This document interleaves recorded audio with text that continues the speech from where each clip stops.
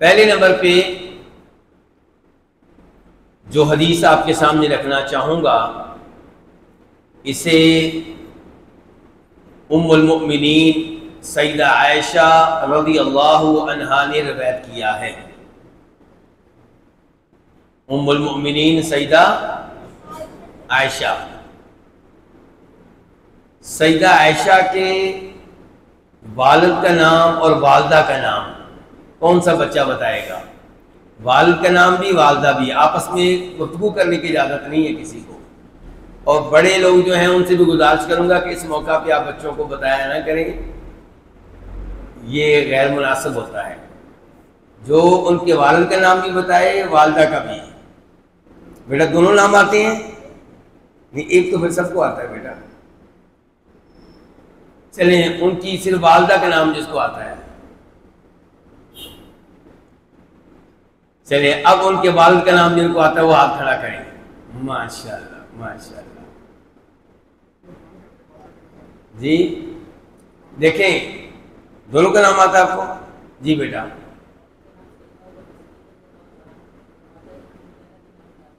क्या समझ नहीं आ रही?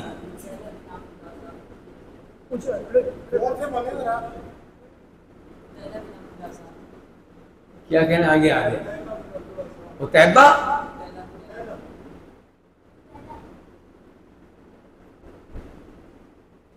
उम्मे रोमान के नाम से वो मारूफ हैं। उम्मे रोमान के नाम से वो मारूफ हैं। तो वालिद का नाम क्या? अबू बकर सिद्दीक रज़ियल्लाहु अन्हु, और वालदा कौन है? उम्मे रोमान। तो ये है सैयदा आयशा। आज जो पहली हदीस आपके सामने रखी जाएगी उसे इन्होंने रिवायत किया है। कहती हैं कि नबी अलैहिस्सलातु वस्सलाम ने एक यहूदी से, किससे? एक यहूदी से गल्ला खरीदा, अनाज खरीदा एक वक्ते मुकर्ररा तक, और उसे गिरवी के तौर पे, सिक्योरिटी के तौर पे, जमानत के तौर पे अपनी वो ज़ीरा दी जो लोहे की थी। ये पहली हदीस आज के दर्स की मुख्तसर सी हदीस है, इसके ऊपर जरा गौर करना है आपने। पहला मसला इस हदीस से ये मालूम हुआ कि नबी अलैहिस्सलातु वस्सलाम ने ये आटा खरीदा है, ये गल्ला खरीदा है किससे? यहूदी से। क्या मदीना में मुसलमान मौजूद नहीं थे? थोड़े थे कि ज्यादा थे? इसके बावजूद आपने ये गल्ला एक यहूदी से खरीदा है। इससे पता चला कि किसी भी काफर से कोई चीज आप खरीद सकते हैं, उसे बेच सकते हैं, इसमें कोई हर्ज नहीं है। इमाम सनानी रहमहुल्लाह एक बड़े इमाम गुजरे हैं, वो फरमाते हैं कि नबी अलैहिस्सलातु वस्सलाम और आपके सहाबाए किराम मक्का में रहे कितने साल? हाँ जी बच्चे हाथ खड़ा करें। मक्का में आप नबी बनने के बाद कितने साल रहे मक्का में? जिनकी दाढ़ियां नहीं है उधर हाथ खड़ा करें। फिलहाल मक्का में कितने साल रहे?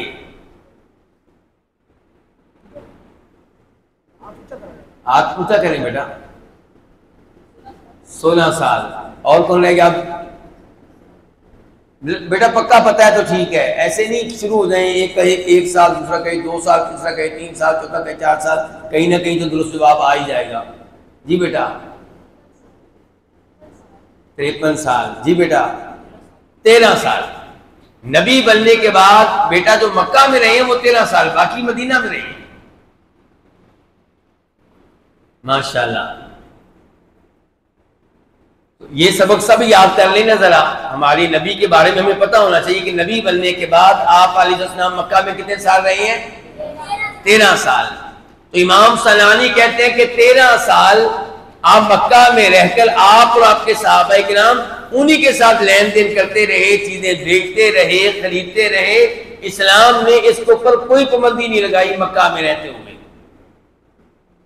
इमाम सनानी कहते हैं फिर ये लोग मदीना आ गए। मदीना में नबी अलैहिस्सलाम कितने साल रहे? ये आज का एक और सवाल है। जो जवाब जानते हैं वो हाथ खड़ा करें।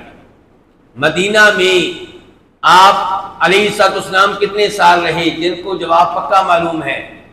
एक मिनट पहले मैं बच्चों से फारूक होता हूँ, फिर आपकी तरफ आता हूँ। अगर इन्होंने जवाब दे दिया तो ठीक है, बेटा पक्का पता है तो ठीक है, अटकल पच्चू नहीं। अगर कहीं पढ़ा है सुना है तो फिर बताएं जी। अब याद नहीं है तो फिर क्या जवाब देंगे बेटा? जी बेटा 40 साल जी, 12 साल जी, 10 साल आए जी। आपको कौन से काम दिया जाए? अल्लाह आपको ज़ाय खैर दे। इनाम होता है, वो लेना चाहिए, वरना ये माशाल्लाह खुद इनाम देने वालों में शामिल हैं। कई दफ़ा माशाल्लाह टेबल पे पैसे ला के रखते हैं ताकि बच्चों की हौसला अफजाई की जाए। अल्लाह इनको ज़ाय खैर दे। तो आपने आज का सबक क्या याद कर लिया है कि नबी अलैहिस्सलाम नबी बनने के बाद मक्का में कितने साल रहे जी? 13 साल। और मदीना, फिर मक्का से आप मदीना आ गए हिजरत करके, तो मदीना में कितने साल रहे हैं? 10 साल। आपकी टोटल उम्र बतौर नबी कितनी है? 23 साल, 23। जो बतौर नबी आपकी उम्र है वो कितनी है? 23 साल। और वैसे टोटल आपकी उम्र कितनी है? हाँ 63 साल, 63। उनमें से 40 साल वो हैं जो नबी बनने से पहले के। तो नबी अलैहिस्सलाम मक्का से मदीना आए हैं। यहूदी यहाँ पे आबाद थे। यहूदियों की मार्केट में मुसलमान जाते थे, चीजें खरीदते थे, बेचते थे। इस्लाम ने इसके ऊपर कभी भी कोई पाबंदी नहीं लगाई। तो पता चला काफिरों से चीजें खरीदना बेचना ये जायज है। एक तरफ उनसे जिहाद चलता रहा है, एक तरफ उनके सरों पे तलवारें चलती रही हैं, और एक तरफ कोई चीज खरीदने की जरूरत पेश आई है तो खरीदी है, बेचने की जरूरत पेश आई है तो बेची है। ये मसला मुझे उम्मीद है कि बिल्कुल वादे हो चुका होगा। लेकिन काफिरों से दिली मोहब्बतें कायम करने की, दिली दोस्तियां लगाने की इजाजत नहीं है। अखलाक के साथ पेश आने की इजाजत है उन कुफार के साथ जो पुरअमन तौर पे आपके साथ रहते हैं, आपके मुल्क में रहते हैं, वीजा लेकर आपके मुल्क में आए हैं, सफीर बनकर आए हैं, सफारती हमले का हिस्सा हैं। तो उनके साथ आप अखलाक से पेश आएंगे, उनके ऊपर आप कोई जुल्म ज्यादती नहीं करेंगे, लेकिन दिली मोहब्बतें भी उनके साथ कायम नहीं की जाएंगी। क्योंकि बहरहाल वो अल्लाह के दुश्मन हैं, बहरहाल वो दीन के दुश्मन हैं, बहरहाल वो कुरान के दुश्मन हैं। तो नबी अलैहिस्सलाम ने एक यहूदी से गल्ला खरीदा है। तो इसमें पहला मसला जो है उसके ऊपर मैं गुफ्तगू कर चुका। दूसरा मसला इसमें यह है कि आपने ये गल्ला उधार पे खरीदा है। पता चला उधार पे कोई चीज लेना इस्लाम में इसकी इजाजत है, लेकिन उधार की मुद्दत मुकर्रर होनी चाहिए। जैसे हम करते हैं ना, ठीक है जी ले जो कर लेंगे जी, कर लेंगे जी, कर लेंगे। ये जो कर रहे हैं ना, ये कत्ल तक पहुंचाता है। ये कर लेंगे, इसका नतीजा कचहरियां हैं, इसका नतीजा वकीलों की फीसें हैं। ये कर ले हैं जो ये बहुत महंगा पड़ता है बाद में, और इस्लाम इसकी इजाजत नहीं देता। आपने बै की है, आपने कुछ चीज बेची है, खरीदी है, उधार पे है, वो मुद्दत तय की जाए कब उधार वापस मिलेगा। मुद्दत तय होनी चाहिए, चाहे बाद में आप उसको मजीद मोहलत दे दें, लेकिन एक मुद्दत तय तो हो, उसके मुताबिक कल को अदालत में केस तो लड़ा जा सके, पंचायत में मामला पेश तो किया जा सके। वरना आप पंचायत में मामला पेश करेंगे जी 10 साल हो गए हैं, गाड़ी इसको बेची थी, अभी तक इसने पैसे नहीं दिए। वो कहेगा जी मेरी इसकी कोई मुद्दत ही तय नहीं हुई थी, जब मेरे लाल ठीक होंगे मैं दे दूंगा। तो ऐसा नहीं होना चाहिए, कोई ना कोई मुद्दत तय होनी चाहिए। अल्लाह ताला फरमाते हैं उधार के मामलात में, या अय्युहल्लज़ीना आमनू इज़ा तदायनतुम बिदैनिन इला अजलिन मुसम्मन फक्तबू।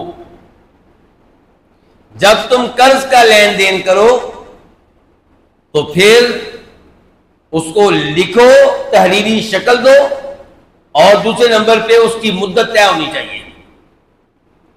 हम ना मुद्दत तय करते हैं ना लिखने के कायल हैं। क्यों जी? मेरा उसके साथ बड़ा प्यार है जी, बड़ी मोहब्बत है जी, और कल को फिर उसको गोली मारते हैं। इस्लाम ये पाबंदियां लगा के कत्ल से बचाता है आपको, कातिल बनने से आपको बचाता है और उसको मकतूल बनने से बचाता है। इस्लाम की पाबंदियों में बड़ी खैर है। यही सूरत हाल है पर्दे की। मैं यहां पे पढ़ाता हूं बच्चियों को, मैं यही कहा करता हूं, ये पर्दा कत्ल होने से, कत्ल करने से बचाता है। पर्दा ना होने के नतायज हमारे मुआशरे में बहुत बुरे। जब शरी पर्दा नहीं होता फिर क्या होता है? फिर जो कुछ बलूचिस्तान में हुआ आपने देखा क्या हुआ।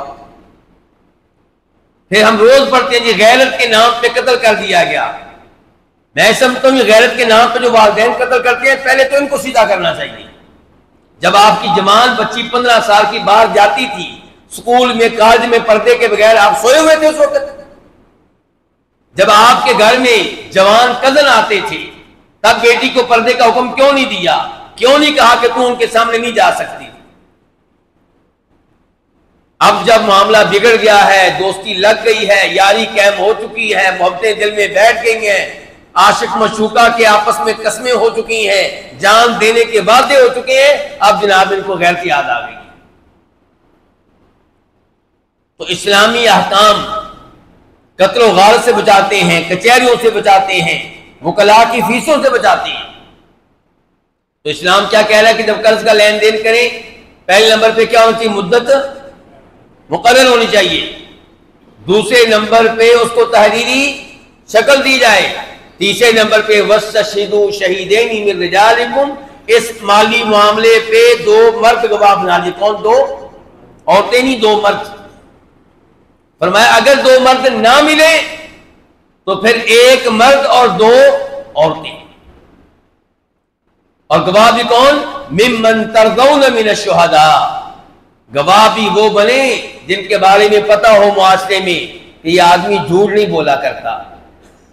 गवाह उसे बनाया जाएगा जिसके बारे में पता हो कि ये कबीरा गुनाहों का इर्तिकाब नहीं करता। गवाह बनने के काबिल वो है जिसके बारे में पता हो कि ये फरैज़ व वाजिबात पे अमल करने वाला आदमी है, नमाज रोजा करने वाला है, कबीरा गुनाहों से दूर रहने वाला है और झूठ बोलने वाला नहीं है। ऐसे लोगों को गवाह बनाया जाएगा। अल्लाह ताला ने यह कहा कि वह इन कुंतुम अला सफर, मैं जरा आपकी तवज्जो चाहूंगा जरा ध्यान से। वह इन कुंतुम अला सफर, और अगर आप हालते सफर में हैं, मुसाफिर हैं और तब कोई चीज खरीद रहे हैं, बेच रहे हैं उधार पे, वलम तजिदु कातिबन, लिखने के लिए वहां पे कोई आदमी भी नहीं मिल रहा, फरिहान मकबूदा, फिर क्या करें? फिर आप कोई चीज बतौर सिक्योरिटी, बतौर गिरवी, बतौर जमानत उसको दें जिससे आप उधार पे कोई चीज खरीद रहे हैं। उधार पे आप गाड़ी खरीद रहे हैं किसी दूसरे शहर में जाके, हालते सफर में, लिखने के लिए कोई नहीं मिल रहा, तो अब आप क्या करें? सिक्योरिटी के तौर पे उसको कोई चीज दे दें, बेगम के जेवरात दे दें, अपना कोई पिस्टल दे दें, अपना कोई मोबाइल दे दें, कोई ना कोई चीज सिक्योरिटी के तौर पे रखवाएं। उसके बाद अल्लाह ने क्या कहा? फ़इन अमीन बाज़ुकुम बाज़ा, अगर तुम में से कोई दूसरे पे एतमाद करे और कहे लिखने की कोई जरूरत नहीं, गवाह बनाने की कोई जरूरत नहीं, सिक्योरिटी के तौर पे कोई चीज उसकी भी जरूरत नहीं है, मुझे आप पे बड़ा एतमाद है, आप माशाल्लाह हमारी मस्जिद के कारी साहब हैं, आपके ऊपर बड़ा हमें यकीन है। फरमाया फ़इन अमीन बाज़ुकुम बाज़ा फलयुअद्दि लज़ी तुमिना अमानतह, तो जिस पे एतमाद किया जाए उसे उधार पे चीज दी जाए, वो ये उधार वापस करे, वक्त पे वापस करे, खियानत से बचे, धोखा देने से बचे, फ्रॉड न करे। तो इस ऐत से पता चला, ऐत के आखिरी हिस्से से, कि माली मामला जब उधार पे हो उसे लिखना अफजल जरूर है, वाजिब नहीं है। उस पे 2 गवाह बना लेना अफजल जरूर है, वाजिब नहीं है। कोई चीज सिक्योरिटी के तौर पे दे देना ये बेहतर है, अफजल है, लेकिन ये वाजिब नहीं। अब हम फारिग हुए हैं किस बात से? उधार के मामले से। लेकिन बल्कि फारिग नहीं हुए, यहां पे भी एक और पॉइंट बयान कर देना जरूरी होगा कि अगर आप सोना खरीद रहे हैं तो उधार नहीं चलेगा। अगर आप चांदी खरीद रहे हैं तो उधार नहीं चलेगा। सोना खरीदने लगे हैं नकद, 1 घंटे का उधार भी नहीं चलेगा। जिससे आप सोना खरीद रहे हैं वो और आप जहां बैठ के ये बैय कर रहे हैं, सौदा तय कर रहे हैं, वहां आप सोना अपने हाथ में ले, वो पैसे अपने हाथ में ले, फिर ही आपको अलग होने की इजाजत है। और अगर आप कहते हैं कि जी मेरा और आपका सौदा तो तय हो गया, 10 तोले सोना मैंने आपसे लेना है, कीमत भी तय हो गई, कितनी जी? 10 लाख। कितनी है जी आजकल?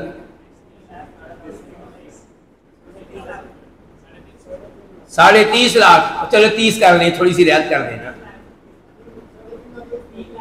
भाई, मैं 10 तोले का कह रहा हूं। हाँ तो 30 लाख कह देना, आपको कोई हिसाब आसान करने दें। चले जी, 10 तोले सोना, 30 लाख रुपया रेट तय हो गया, डन हो गया जी।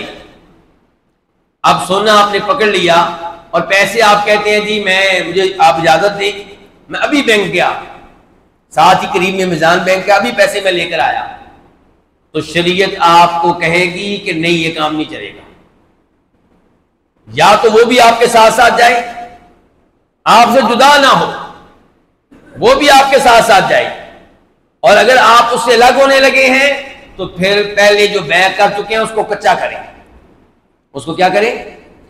अब ये ऐलान करें कि बैय हमारी कैंसिल हुई, मैं पैसे लेकर आता हूं, उम्मीद है कि यही हमारा सौदा बाद में दोबारा तय हो जाएगा, उम्मीद है। अब मेरा और आपकी बैय पक्की नहीं है। सोना उधार पे खरीदने की, बेचने की इजाजत नहीं है। ये जो गांव देहात के लोग करते हैं ना शादियां, कि जब गंदम आएगी तब पैसे देंगे, तो ये शरीयत के खिलाफ है। ये सोना जब भी खरीदेंगे नकद खरीदेंगे, उधार पे ही काम नहीं चलेगा। चांदी की भी यही सूरत हाल है। दीगर चीजें आप उधार पे खरीद सकते हैं, लेकिन वो तहरीक उसकी मुद्दत मुकर्रर करें। ना मालूम मुद्दत नहीं चलेगी, मालूम मुद्दत होनी चाहिए।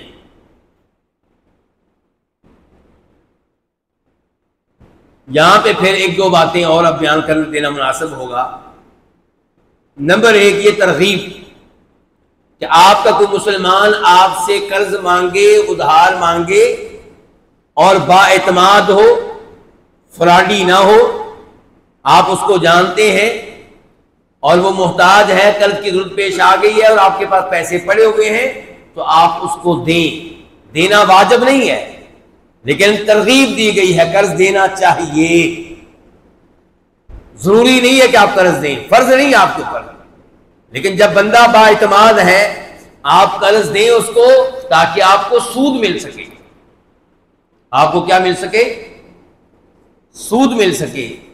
यानी कि कर्ज देने पे सूद लेना जायज है, लेकिन शर्त यह है कि यह सूद आप उससे ना लें, अल्लाह से लें। किससे लें? अल्लाह से लें। उस आदमी से नहीं लेना जिसको कर्ज दे रहे हैं। उसको मिसाल के तौर पे आपने कर्ज दिया है जी, कितना? मिसाल के तौर पे 5 लाख रुपया, तो 5 लाख रुपया ही वापस लेंगे और मुद्दत तय कर लें, मुद्दत तय कर लें। अच्छा, शरीयत ने अब इसमें आपके लिए क्या पैकेज दिया है? अल्लाह ताला की तरफ से आपको क्या मिलने वाला है इसमें? फरमाया जब आप किसी को कर्ज देंगे, जितना कर्ज देंगे उतना माल रोजाना की बुनियाद पे सदका करने का आपको सवाब मिलेगा। कितना दिया था आपने? 5 लाख रुपया 1 महीने के लिए। आप जरा 30 को 5 से ज़रब दें, 1.5 करोड़ रुपया सदका करने का आपको सवाब मिल गया, जबकि आपने सदका 1 रुपया भी नहीं किया। 5 लाख रुपया भी महीने के बाद वापस मिल जाएगा, और साथ क्या मिला आपको जी? 1.5 करोड़ रुपया सदका करने का सवाब मिल गया आपको। अच्छा, जिसको आपने कर्ज दिया था वो आपके पास आया, कहने लगा प्लीज मुझे मजीद 1 महीने की मोहलत दे दें, मेरे हालात कुछ अच्छे नहीं है। आपने उसको मजीद 1 महीने की मोहलत दे दी। अब आपको रोजाना डबल सदका करने का सवाब मिलेगा। आप रोजाना 10 लाख रुपया सदका करने का सवाब मिलेगा। अब 1 महीने का बनाएंगे 3 करोड़। लो जी, 2 महीने के बाद आपका 5 लाख रुपया भी आपको मिल गया वापस, और कितने करोड़ का सवाब मिल गया जी? 4.5 करोड़ रुपया सदका करने का सवाब मिल गया। ये वो सूद है जो आप अल्लाह ताला से लें।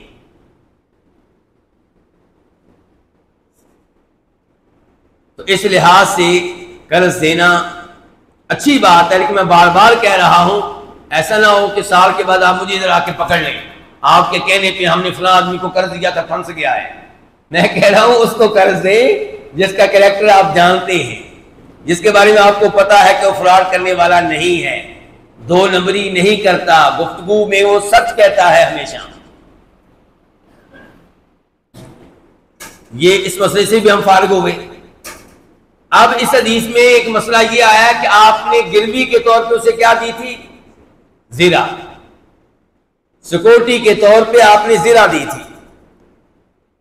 अच्छा, एक तो तारीख की तरफ आ जाए कि क्या नबी अलैहिस्सलाम ने कर्ज देकर अपनी जीरा वापस ले ली थी? जवाब यह है कि नहीं, क्योंकि यह वाकया है आपकी जिंदगी के आखिरी अय्याम का, और आप कर्ज दिए बगैर दुनिया से गए हैं, और आपका कर्ज उतारा है किसने? जनाबे अबू बकर सिद्दीक रज़ियल्लाहु अन्हु ने। और तारीखी रिवायात से पता चलता है कर्ज उतारने वाले अबू बकर, लेकिन जीरा लेके अपने पास नहीं रखी, आले बैत को दी है। किनको दी है? आले बैत को दी है। यह है जनाबे सिद्दीक का प्यार आले बैत के साथ। आले बैत के सहाबा किराम के ताल्लुकात मजमूई तौर पे बहुत अच्छे थे, बहुत प्यारे थे। इस हदीस पे गौर करें, बुखारी शरीफ की हदीस है कि असर की नमाज से फारिग हुए, जनाबे सिद्दीक ने जनाबे हसन को अपने कंधों पे उठा लिया। जनाबे अली पास हैं, देख रहे हैं, और जनाबे सिद्दीक ऊंची आवाज से कहते हैं कि हसन, अल्लाह की कसम, तुम अपने बाप से मुशाबत नहीं रखते, तुम अल्लाह के रसूल से मुशाबत रखते हो। और जनाब अली मुस्कुरा रहे। क्या प्यार है, क्या मोहब्बत है। अच्छा, जीरा वापस आ गई, लेकिन सवाल यहां पे ये है कि जो चीज बतौर सिक्योरिटी, बतौर जमानत आप कर्जा देकर अपने पास रखेंगे, क्या आप उससे फायदा उठा सकते हैं? नबी अलैहिस्सलाम फरमाते हैं, बुखारी शरीफ की हदीस है कि दूध वाला जानवर अगर बतौर सिक्योरिटी आपके पास है, आपने किसी को कर्ज दिया और वो आपके घर में छोड़ गया गाय भैंस, कि जब मैं कर्जा वापस करूंगा मैं ये गाय भैंस ले जाऊंगा, तो क्या जिसके घर में गाय भैंस है उसका दूध पी सकता है? जी, कौन जवाब देगा? जिसको यकीन अपने जवाब पे, जिसको यकीन अपने जवाब पे।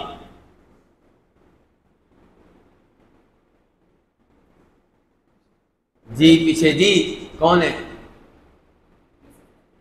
पी सकता है? तो ये सूद नहीं हो जाएगा? कर्ज पे फायदा उठा लें आप। अल्लाह आपको ज़ाय खैर दे। आए जी, ले इनाम लें। माशाल्लाह, बहुत अच्छे। आप कहां पढ़ रहे हैं भला? कहां से भला? मुरीद कैसे? आप बताया तो मिले थे मुझे, माशाल्लाह। अल्लाह ताला आपको सलामत रखे बेटा। देखें, एक तो उसूल ये ध्यान में रखें कि कर्ज पे किसी किस्म का फायदा उठाने की इजाजत नहीं है। मैंने पहले भी मिसालें दी थी यहां पे। मिसाल के तौर पे आपने मुझे कर्ज दे दिया, मुझे क्या दिया? कर्ज आपने दिया है। अच्छा, पहले जब कभी आप मुझे किसी प्रोग्राम पे बुलाते थे ना, तो आप मुझे कम से कम किराया दे देते थे आने जाने का। बोलिए तो सही, किराया दे देते थे। जब से मुझे कर्ज दिया है ना, किराया देना बंद। क्यों? इसलिए कि मैंने इसको कर्ज दिया हुआ है जी। अच्छा, किराया मुझे पहले आप देते थे मिसाल के तौर पे 1000 रुपया, अब आप 1000 रुपया बंद कर दिया आपने, और 5 महीने मुसलसल आपने मेरे साथ ये काम किया है, तो ये 5000 रुपया आपने जो सूद का रखा है अपनी जेब में, या तो आप पहले भी अदा ना करते हो फिर तो ठीक है, पहले आप अदा करते थे, जब से मुझे कर्ज दिया मुझे अदा नहीं कर रहे आप, तो ये आप फायदा किस चीज पे उठा रहे हैं? कर्ज पे उठा रहे हैं, तो ये आप सूद खा रहे हैं। आपने मुझे कर्ज दिया और मेरी शॉप है किस चीज की? कपड़ों की या मिठाई की। पहले ऐसा नहीं होता था, जब से आपने मुझे कर्ज दिया है ना, अब जनाब वाला हर 2-3 दिन के बाद मेरी शॉप पे पहुंच जाते हैं, हाजी साहब तो थोड़ी सी बर्फी डाल दें, बच्चों का दिल कर रहा था कि जरा। सुभान अल्लाह, ये आप बर्फी नहीं खिला रहे बच्चों को, हराम खिलाने लगे आप। हाँ, अगर मेरा आपका ये तल्लक पहले भी था कि आप मेरी दुकान पे आते थे और बतौर दोस्त बर्फी ले जाते थे और मैं कुछ नहीं कहता था, और आज भी आ गए, कोई मसला नहीं, लेकिन जब से आपने कर्ज दिया, कर्ज देने का फायदा उठा रहे हैं आप। अब मेरी शॉप से मिठाई भी आपके लिए लाल हो चुकी है, कपड़ों की दुकान है तो जनाब वाला सूट लेने के लिए जा रहे हैं, फ्री में सूट लेके जा रहे हैं। और अगर मैं यानी कि बिजली का काम जानता हूँ, इलेक्ट्रिशियन हूँ, तो जनाब वाला अब ये भी हो रहा है कि घर में आज जनाब या कुछ पक्के ठीक कर दें, जनाब ये ठीक कर दें, वो ठीक कर दें। पहले जनाब वाला जब मैं काम करता था तो आप मुझे इसकी मजदूरी देते थे, कभी 2000 रुपया, कभी 3000 रुपया। जब से कर्ज दिया है फ्री में काम करवा रहे, मजदूरी नहीं देना बंद कर दी है। तो कर्ज पे फायदा उठाने की इजाजत नहीं है। कर्ज का सारा फायदा आपने किससे लेना है? अल्लाह ताला से लेना है, अल्लाह ताला से लेना है। और आप जानते नहीं हैं अपने किसी भाई को कर्ज देने की वजह से अल्लाह किस कदर आपके रिज़्क में बरकतें डाल रहा है, कर्ज देने की वजह से कितनी मुसीबतें अल्लाह ताला आपसे टाल रहा है, कितनी आपकी परेशानियां हैं जो आपके आने वाली थी लेकिन अब नहीं आई क्योंकि आपने किसी के साथ नेकी की थी। लेकिन हदीस ये कह रही है, बुखारी शरीफ की हदीस, कि अगर दूध वाला जानवर है और वो बतौर सिक्योरिटी जमानत गिरवी आपके पास है तो आप उसका दूध पी सकते हैं क्योंकि आप चारा डाल रहे हैं। कर्ज की वजह से नहीं पी रहे, किसकी वजह से पी रहे हैं? चारा डालने की वजह से। अच्छा, और अगर वो जानवर ऐसा है जिसके ऊपर सवारी की जाती है तो आप उस पर सवारी कर सकते हैं क्योंकि आप उसको चारा डाल रहे हैं। अच्छा, ये मैंने मसला बयान किया ना, तो लोग कहने लगे इसका मतलब है फिर गाड़ी भी चला सकते हैं जो सिक्योरिटी के तौर पे क्योंकि पेट्रोल डाल रहे हैं। तो जवाब ठीक है जी, ये बात सही है। क्यों सही नहीं है? कौन बताएगा? कौन बताएगा जी? हम तो चारा भी अपने मफाद के लिए ना, क्योंकि अगर चारा आप नहीं डालेंगे जानवर मर जाएगा। लेकिन यहां गाड़ी के साथ कोई ऐसा मसला नहीं है। तो अब आपको मैं वो मिसालें दूंगा उस सूद की जो मैं कहा करता हूं कि हाजी साहब भी जो लेते हैं। कौन लेते हैं? इधर ही बैठे हुए हाजी साहब। अब मैं उस सूद की मिसालें देने लगा हूं जो हाजी साहब भी लेते हैं, माशाल्लाह इधर ही बैठे हुए हैं। वो क्या? जनाब वाला कर्ज देकर उसकी जमीन गिरवी पे रखना और उसमें फसल काश्त करना। ऐसा हो रहा है गांव देहात में? बिल्कुल हो रहा है। शहरों में क्या हो रहा है? कर्ज दिया, उसका मकान गिरवी पे रख लिया और मकान में खुद फ्री में रहायश रखी हुई है या किराए पे किसी को दी हुई है। जब आपने किसी को कर्ज दिया है तो उसका मकान गिरवी के तौर पे आप रखें, अच्छी बात है, लेकिन उससे आपको फायदा उठाने की इजाजत नहीं है। अब हो सकता है कि आप में से कोई अक्लमंद ये सोचे कि 5 साल के लिए कर्ज दिया, 5 साल मकान गिरवी पे रहा, अब वो फ्री में पड़ा रहे, ये तो बेवकूफी है, उससे फायदा उठाना चाहिए। तो जवाब यह है कि बिल्कुल आप फायदा उठाएं, लेकिन वो फायदा उसको दें जो मकान का मालिक है। आप देखें कि मार्केट वैल्यू के मुताबिक उस मकान का रेंट बनता है 40,000 रुपया, तो आप 40,000 रुपए पे उसे रेंट पे दें या खुद रहायश रखें और 40,000 रुपया उसके माल को दें या कर्जे में काटते चले जाएं। कर्जे में काटते चले जाएं। 5 लाख रुपए कर्जा था ना, तो पहले महीने में 40,000 रुपए की आपने रिहायश रखी, तो अब कितना रहेगा तुझे जी? 4,60,000 रुपया। दूसरे महीने में कितना हो जाएगा? हाँ, इस अंदाज से उस गरीब को फायदा हो। यह है इस्लाम, यह है इस्लाम। और जो इंसानी हुकूक के, जानवरों के हुकूक के ठेकेदार हैं, उनका निजाम क्या है? सूद के ऊपर सूद, सूद के ऊपर सूद। भाई वो गरीब आदमी है, उसने आपसे कर्जा लेने की गलती कर ली है, तो आप उसके लिए आसानियां करें। लेकिन नहीं, इस्लाम क्या कहता है? अल्लाह अकबर, मेरे रब ने कितना अजीम दीन दिया हमें। सुनिए जरा रब का दीन। व इन कान ज़ू उसरतिन, वो जिसको आपने कर्ज दिया है, अगर वो तंगदस्त हो चुका, उसके माली हालात खराब हो चुके, कर्जा वक्त पे वापस करने की ताकत नहीं रखता, फनज़ीरतुन इला मैसरा, आप पे वाजिब है कि आप उसको मजीद मोहलत दें, मजीद टाइम दें, बगैर सूद के टाइम दें। फरमाया व अन तसद्दक़ू खैरुल लकुम, और अगर आपको कर्जा वैसे ही माफ कर दे तो ये तो आपके लिए बहुत बेहतर है। सिर्फ उसके लिए बेहतर नहीं है, आपके लिए बहुत बेहतर है।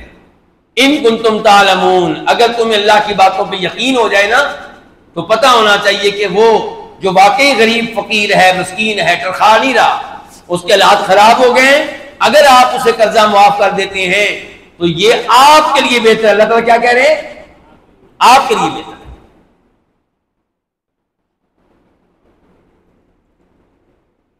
ये हदीस बहुत अजीम हदीस थी। इसका तर्जुमा एक दफा फिर बयान कर देता हूं कि सईदा आयशा कहती हैं कि नबी अलैहिस्सलाम ने एक यहूदी से गल्ला खरीदा एक वक्त मुकर्रा तक, और आपने उसे सिक्योरिटी के तौर पे क्या दी? लोहे की जिरा दी थी। लोहे की जिरा को जानते हैं? नई नस्ल, नए लोग, इन बेचारों को क्या पता जिरा क्या चीज होती है। इंग्लिश के अल्फाज ये बोलेंगे तो हमें पता नहीं होगा कि वो क्या होते हैं। वक्त आने वाला है जब आपको अपने घर में कोई मुतरजम रखना पड़ेगा अपने पोतों से बात करने के लिए। वक्त आने वाला है कि अपने पोतों और पोतियों की बात समझने के लिए क्या रखना पड़ेगा? मुतरजम रखना पड़ेगा। तो बरल जीरा कहते हैं लोहे की उस कमीज को, कमीज किस चीज की बेटा? लोहे की, आयरन की, जो पहनी जाती है उस मौका पे जब आपके जिस्म को खतरा हो, जब धरने होते हैं, मुजाहरे होते हैं, पुलिस वाले पहनते हैं आजकल लोहे की कमीज पहनते हैं आपके जज्बाती नौजवानों के पथराव से बचने के लिए। हमारे नौजवान पुलिस पे ऐसे पथराव कर रहे होते हैं कि जैसे ये इनके काफर खड़े हैं हमारे सामने। आपके मुसलमान भाई हैं, गलतियां हो सकती हैं उनकी, लेकिन है मुसलमान। यानी कि आप ऐसे पत्थर मारते हैं पुलिस वालों को जैसे वो काफिर हों। काफिरों को शायद आप ना मारे, उनको तो जनाब वाला हम सर आंखों पे बिठाते हैं, लेकिन अपने मुसलमान पुलिस वाले भाइयों को जो अपनी ड्यूटी सर अंजाम दे रहे हैं, भाई बेचारे सैलरी ले रहे हैं, उनको ऑर्डर मिला है ऊपर से, और आप उनको ऐसे पथराव करते हैं जैसे उनके बच्चे ही ना हो पीछे से। किसी को आप शहीद कर देते हैं, उसके बच्चों को यतीम कर देते हैं, उसकी बेगम को आप बेवा बना देते हैं। इस्लाम कतई इजाजत नहीं देता इस बात की, इस्लाम सब्र करने का हुक्म देता है। दूसरी हदीस जो आज के दर्स में बयान करना चाहूंगा, इनामात तो हमारे पास बहुत ज्यादा हैं कर साहब, इन बच्चों से फिर क्या सवाल किया जाए? हाँ जी बेटा, ये सवाल है कि आपने ज़रा यहूदी के पास बतौर गिरवी रखवाई, बतौर सिक्योरिटी, वो यहूदी से वापस किसने ली थी?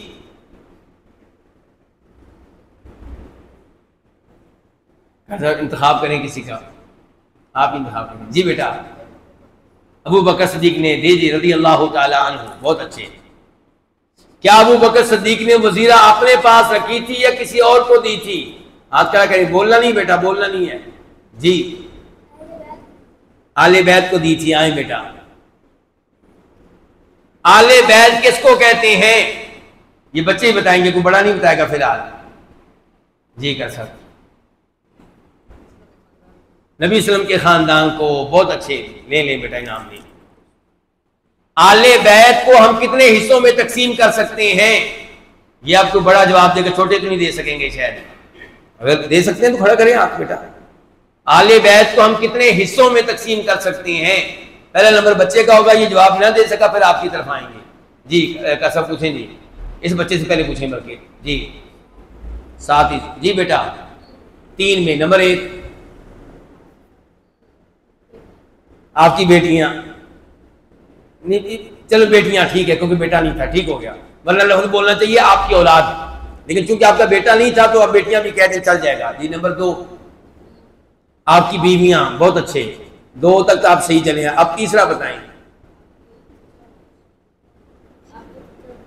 हाँ, ये नहीं कि आपके दादा या आपके मुसलमान चचा और आपके चचाओं की मुसलमान औलाद वो भी आले बैत में से हैं, ले लो जी। वैसे ये मैंने बात इस यहां मसले में कई दफा बताई है, कई दफा बताई मैंने, तो कम से कम आज तो सबक याद कर ली। जो आले बैत का हमारे यहां सबसे बढ़कर नाम लेते हैं वो आले बैत में से सिर्फ सईदा फातिमा, जनाब अली, हसन हुसैन को वो शुमार करती हैं। बस हमारे नजदीक हसन हुसैन के भाई भी आले बैत में से हैं, चाहे वो सईदा फातिमा की औलाद में से नहीं है रज़ी अल्लाह ताला अन्हु। यानी कि जनाब अली आले बैत में से इसलिए नहीं है कि आपके दामाद हैं, बल्कि इसलिए है कि वो आपके चचा के बेटे हैं। जब चचा के बेटे हैं तो चचा के बेटे और भी हैं, जाफर भी आले बैत में से होंगे, फिर हमजा भी आले बैत में से होंगे और इनकी औलाद भी आले बैत में से है। इसका मतलब है कि चचा अब्बास भी आले बैत में से, इसका मतलब यह है चचा अब्बास की बेटी अब्दुल्ला इब्न अब्बास, फजल इब्न अब्बास, कुसुम इब्न अब्बास, ये सब आले बैत में से। चलिए कुछ हमारा टेबल हल्का हो गया है। अब दूसरी हदीस में शुरू करता हूं।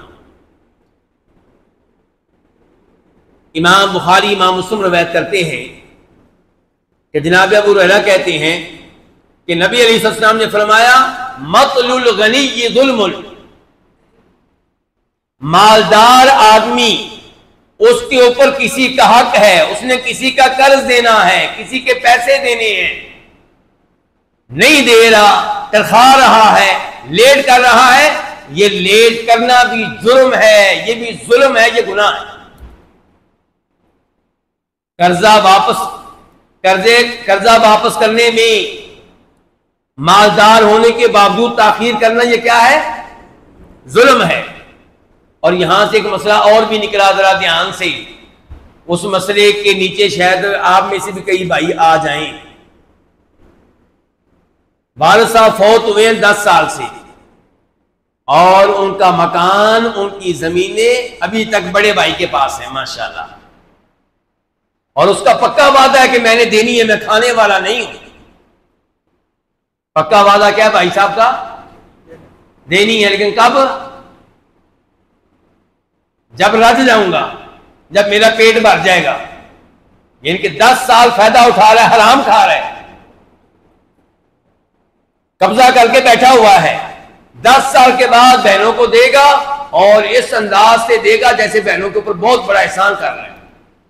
यहां पे अगर होना उम्र फारूक और उनका हो क्या कोड़ा, तो इसको पहले तो कोड़े मारे जाएं और फिर इससे 10 साल का रेंट किराया निकलवाया जाए। उसके बाद कहा जाए कि अब बहनों को दो और माफी भी मांगो, साथ एहसान ना करो बल्कि माफी मांगो कि मैंने आप लोगों को तंग किया, 10 साल में कब्जा करके बैठा रहा। तो फरमाया मतलुल गनी जुल्मुन, आपके जिम्मे किसी का हक है, किसी की गाड़ी आपके पास, किसी उसने अमानत रखवाई थी आपके पास, किसी का कर्ज आपके पास, किसी की कोई चीज किसी भी तरीके से आपके पास आ गई है और आप उसका हक उसको नहीं दे रहे, लेट कर रहे हैं, तो ये लेट करना जुल्म है और जुल्म का नतीजा अच्छा नहीं निकलता।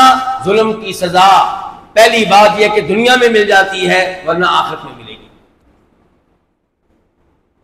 तो किसी पे मेरे भाई जुल्म, आपने सुना ना भी 3-4 दिन या हफ्ता पहले क्या हुआ है, जुल्म का अंजाम बताने लगा हूं, आपने पढ़ा होगा भी, आपको याद आ जाएगा।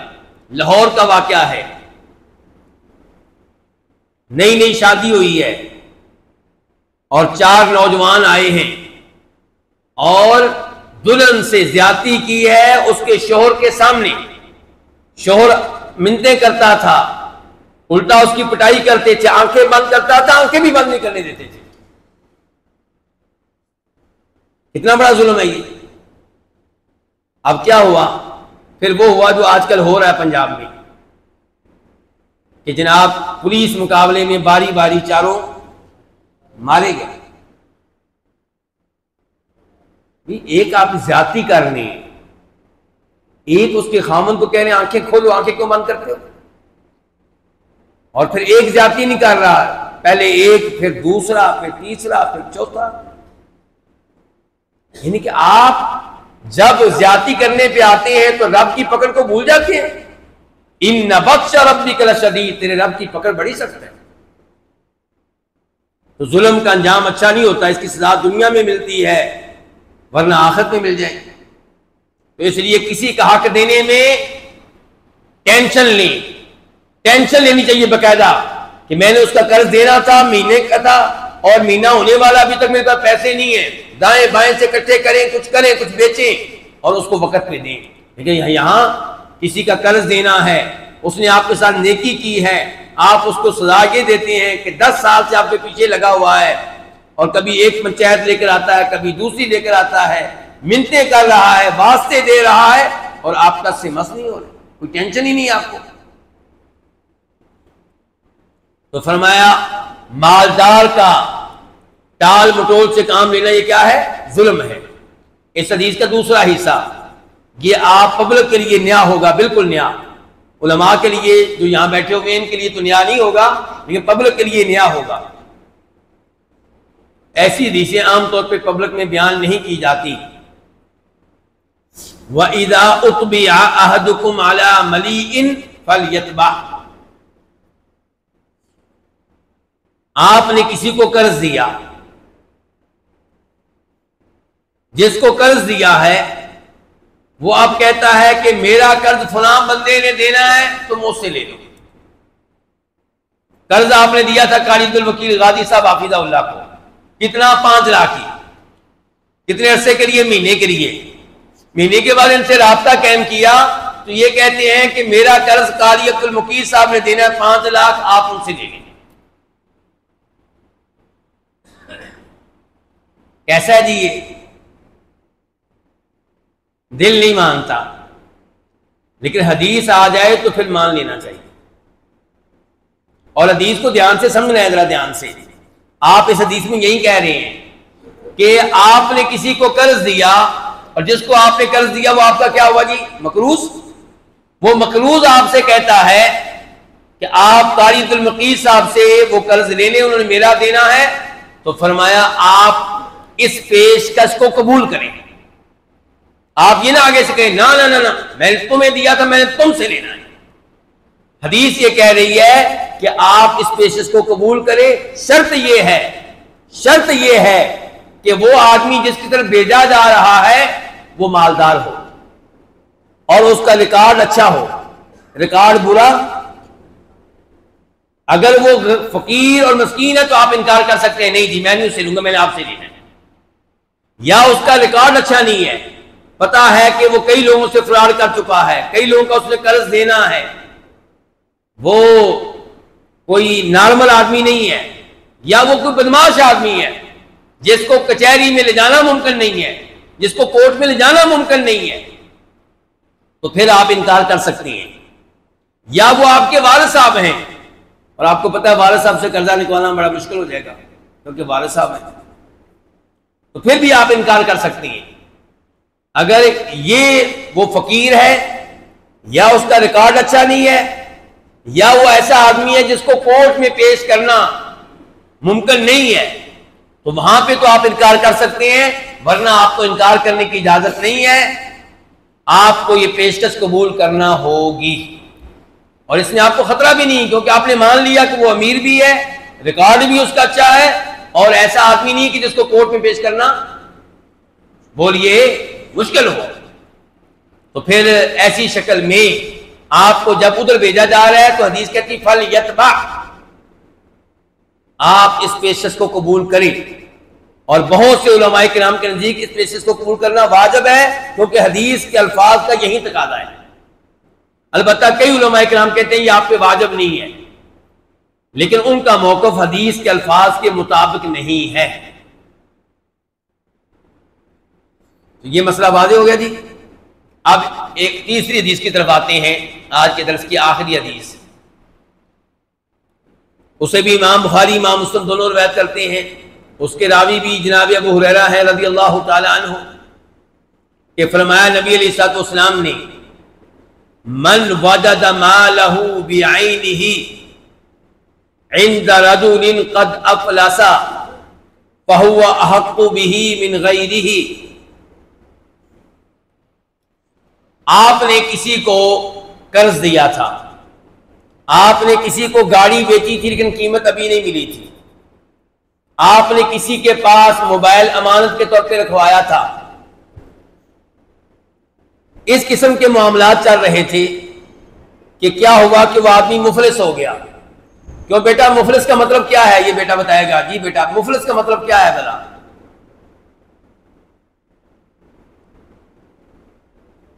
चलिए आपके दोस्त बताएंगे, आपके दोस्त। जी बेटा आप बताएं मुफलिस का मतलब क्या है?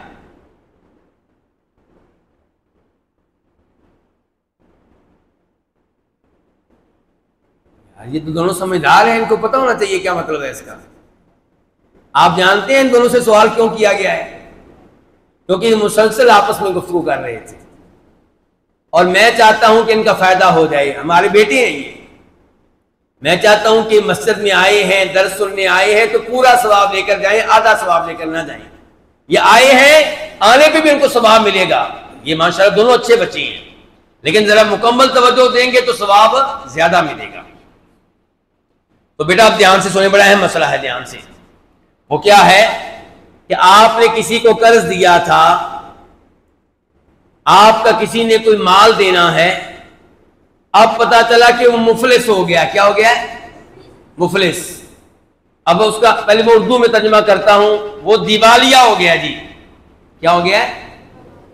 दिवालिया हो गया। पता है ना आपका मुल्क दिवालिया होने वाला था, आपका मुल्क दिवालिया होने वाला था, जिसको अब वो लफ्ज बोलूंगा जो आप जानते हैं, डिफॉल्ट। तो अल्लाह के नबी इस्लाम फरमा रहे हैं कि जिसने आपका माल देना है वो आदमी अगर हो जाए डिफॉल्ट, मुफलिस हो जाए, दिवालिया हो जाए, लेकिन जो चीज आपने उसको दी थी, यानी कि कर्जा तो उससे कई लोगों ने लेना है। अच्छा दिवालिया होगा कैसे? दिवालिया होने का ऐलान या तो वो खुद करेगा कि भाई मैंने बहुत से लोगों का कर्जा देना है और जो मेरे पास तो एक अपना मकान ही है, ये बिकेगा तो ज्यादा से ज्यादा ये होगा 1 करोड़ रुपए का, जबकि मैंने देना लोगों का 5 करोड़ रुपया। अब मैं क्या हो गया हूं कि दिवालिया हो गया हूं। वो खुद इनाम भला क्यों करेगा? उसका मतलब यह है कि जिन जिनका मैंने कर्जा देना वो आ जाए, ये मकान है मेरा, ये बेच लें और कुछ कुछ पैसे ले लें, सारे तो मैं अदा करने से रहा। या ये ऐलान करेगी हुकूमत, अदालत, कोर्ट कि फला आदमी दिवालिया हो गया है और अब उसका जो मकान, उसकी जो गाड़ी है, किसी को खरीदने की इजाजत नहीं है, ना उसको बेचने की इजाजत है। अब उसका सारा माल इसी हालत में रहेगा जिस हालत में है। हुकूमत उसको बेचेगी और फिर जिनका कर्जा उसने देना है, कर्जे की निस्बत से उनको कुछ ना कुछ पैसे मिल जाएंगे। ये मसला वादे हो गया। लेकिन अल्लाह के नबी अलैहिस्सलाम कह रहे हैं कि आपकी गाड़ी अभी तक उसके पास खड़ी है, आपका मोबाइल अभी उसके पास मौजूद है और उस गाड़ी की, मोबाइल की हालत तब्दील नहीं हुई। क्या मतलब? वो टूटा नहीं है, गाड़ी का एक्सीडेंट नहीं हुआ, गाड़ी को आगे उसने अभी बेचा नहीं था, गाड़ी की आपने अभी कोई भी कीमत नहीं ली थी, बिल्कुल वो ऐसे है जैसे आपने बेची थी। तो फरमाया इस गाड़ी के आप ज्यादा हकदार हैं दूसरे कर्ज खाहों के मुकाबले में। कर्जा लेने वाले तो 10 आदमी हैं, उनको कर्जा मिलेगा कुछ ना कुछ मकान बेच के, लेकिन गाड़ी वो अकेले ले जाएंगे। ये जैद भाई हमारे, ये कहेंगे गाड़ी तो उसको मैंने बेची थी, अभी उसने पैसे नहीं दिए थे मुझे, ये गाड़ी तो मेरी है ना, बाकी 9 इसको पकड़ लेंगे। वो कहेंगे ना, जैसे मकान बेचा जाएगा गाड़ी भी बेची जाएगी, और जैसे हमें थोड़ा थोड़ा कर्ज मिलेगा तुम्हें थोड़ा मिलेगा। ये नहीं हो सकता कि तुम पूरी गाड़ी ले जाओ और हमें थोड़ा थोड़ा माल मिले। हदीस कहती है कि नहीं, उसको गाड़ी ले जाने दो, क्योंकि उसका माल बिल्कुल उसी शक्ल में मौजूद है जिस शक्ल में उसने दिया था, उसमें कोई तब्दीली नहीं हुई। तो ये है इस तीसरी हदीस का मफहूम और इसका खुलासा। इनके बाकी लोग इतराज नहीं कर सकते कि आप ये गाड़ी क्यों लेकर जा रहे हैं, आप अपना मोबाइल क्यों लेकर जा रहे हैं, वो इतराज नहीं कर सकते। और बाकी एक मकान रह जाएगा या शायद उसका एक प्लाट और हो, उनको बेचकर फिर ये कर्जा लेने वालों को कुछ ना कुछ कर्जा मिल जाएगा, क्योंकि पूरा तो नहीं मिलेगा, क्योंकि इसीलिए दिवालिया करार दिया गया है कि उसकी कुल जायदाद कर्ज के बराबर नहीं है बल्कि उससे कम है। ये चंद मसाइल मैं आज आपके सामने रखना चाहता था। अल्लाह रब्बुल इज्जत से दुआ है कि अल्लाह ताला हमें शरीयत के अहकाम व मसाइल सही मानों में समझने की तौफीक इनायत फरमाए, और अल्लाह ताला इन उमूर में गलतियों से महफूज रखे, हराम माल खाने से महफूज रखे, किसी के ऊपर जुल्म ज़्यादती करने से महफूज रखे। और ये भी दुआ करता हूँ कि अल्लाह ताला हमारे भाइयों पे, अहले गज़ा पे, अहले फ़लस्तीन पे, अहले शाम पे रहम फरमाए। या अल्लाह उन पे रहम फरमा। या अल्लाह वो भूखे हैं उनको खाना दे। या अल्लाह वो भूखे हैं उनको खाना दे। या अल्लाह वो भूखे हैं उनको खाना दे। या अल्लाह बेलिबास है उनको लिबास दे। या अल्लाह बेघर हैं उनको घर दे। या अल्लाह उनको इज्जत दे। या अल्लाह उनकी हिफाजत फरमा। या अल्लाह उन पे रहम फरमा। या अल्लाह उन पे जुल्म करने वालों को तबाह बर्बाद फरमा। या अल्लाह उन पे जुल्म करने वालों को तबाह बर्बाद फरमा। या अल्लाह उन पे जुल्म करने वालों को तबाह बर्बाद फरमा। या अल्लाह हमारे इस मुल्क की दीन दुनिया दोनों लिहाज से हिफाजत फरमा। या अल्लाह हमारे इस मुल्क की दीन दुनिया दोनों लिहाज से हिफाजत फरमा। या अल्लाह हमारे इस मुल्क की दीन दुनिया दोनों लिहाज से हिफाजत फरमा। या अल्लाह जो लोग इस मस्जिद का इंतजाम चला रहे हैं, कारी अब्दुल वकील गादी साहब की क़यादत में इनकी पूरी टीम, ज़ाहिर है मैं हर एक का नाम नहीं ले सकता, अगरचे मैं कई लोगों को जानता भी हूँ, लेकिन या अल्लाह मैं उनको जानूँ ना जानूँ तो उन सबको जानता है। या अल्लाह जो भी इस मस्जिद के खैर खा हैं, इस मस्जिद की टेंशन लेते हैं, इस मस्जिद के ऊपर खर्च करते हैं, इस मस्जिद को टाइम देते हैं, या अल्लाह तो इन सब पे राजी हो जा। या अल्लाह इनके रिज़्क में, इनकी औलाद में बरकतें डाल। या अल्लाह इनको पूरी जिंदगी इस मस्जिद की खिदमत करने की तौफीक दे। या अल्लाह इस मस्जिद को कुशादा फरमा। या अल्लाह इस मस्जिद को वसी फरमा। या अल्लाह इस मस्जिद को कुशादा करने के लिए असबाब व वसाइल मुहैया फरमा। या अल्लाह बज़ाहिर असबाब नहीं है, लेकिन तेरे लिए कोई भी काम या अल्लाह मुश्किल नहीं है। या अल्लाह मेरे ये भाई अपना कीमती वक्त निकाल कर तशरीफ लाए। या अल्लाह इन सब पे राजी हो जा।